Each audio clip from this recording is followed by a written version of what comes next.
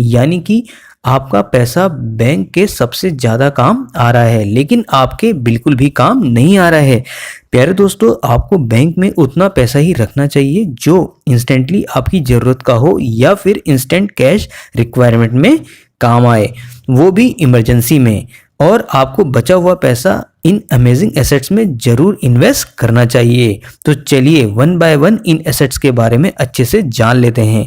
दोस्तों, number 1 asset की बात करें तो उसमें लैंड पहले आता है। जी हाँ प्यारे दोस्तों, लैंड और रियल एस्टेट ऐसा सोर्स है जो बिना किसी मेहनत के आपको जल्दी से फाइनेंशियली फ्री बना सकता है।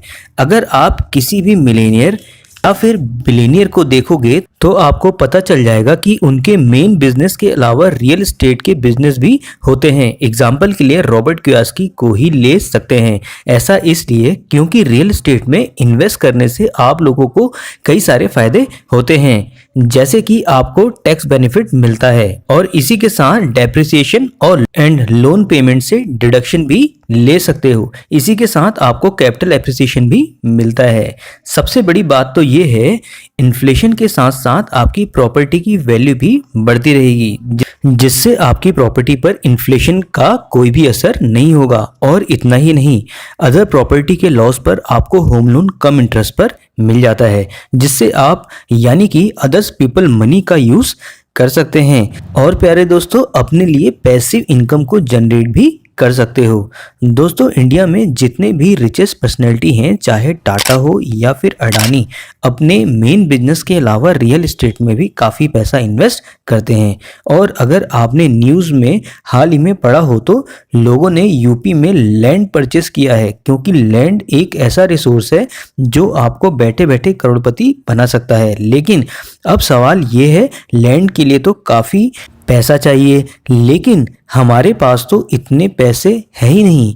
इसलिए बढ़ते हैं अपने एसेट नंबर 2 पर, जो है रीट्स। जी हाँ, REITS, real estate investment trust. ये बिल्कुल म्यूचुअल फंड्स की तरह ही काम करता है। इसमें ये ट्रस्ट या फिर कॉमर्शियल प्रॉपर्टीज, होटल, मॉल्स या फिर शॉप्स में, या यूं कहें रेजिडेंशियल प्रॉपर्टीज जैसे कि अपार्टमेंट्स या फिर होटल्स में अपने पैसों को इन्वेस्ट करते हैं। अब दोस्तों, रीट्स में अपने पैसे अगर आप इन्वेस्ट करते हैं तो आपको 3 बेनिफिट जरूर मिलते हैं। सबसे पहला फायदा तो ये है, यहाँ पर आप अपने पैसों को मात्र 500 रुपये से भी इन्वेस्ट करना शुरू कर सकते हैं। इसलिए आपको यहाँ पर ज़्यादा पर्सन की ज़रूरत नहीं होती है। और जब भी ये कंपनी किसी भी प्रॉपर्टी पर अपना पैसा इन्वेस्ट करती है, जैसा कि होटल्स या फिर मॉल्स में, जो अपने आप में कॉमर्शियल प्रॉपर्टी है, तो यहाँ से उनको जो रेंटल इनकम जनरेट होती है तो उसकी 90% ये हमेशा आप लोगों को डिविडेंड के फॉर्म में दे देती हैं।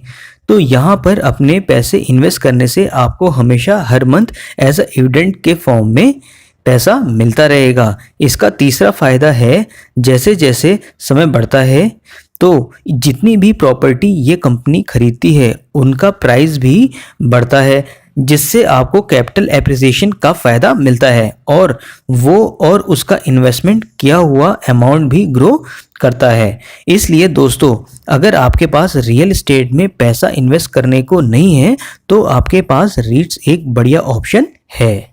अगर आपको अभी तक के ये 2 तरीके अच्छे लगे हों तो वीडियो को डेफिनेटली लाइक करें और अपने दोस्तों को भी जरूर शेयर करें।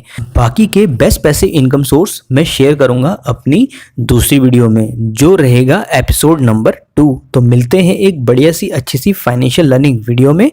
आप लोगों के लिए मैंने एक टेलीग्राम ग्रुप बनाया है, तो उसको आप ज्वाइन कर सकते हैं, जिसका लिंक आपको कम्युनिटी टैब में मिल जाएगा या फिर कमेंट सेक्शन में भी मिल जाएगा। आप लोग और क्या जानना चाहते हैं अपनी फाइनेंशियल लर्निंग के लिए तो डेफिनेटली नीचे कमेंट करना ना भूलें।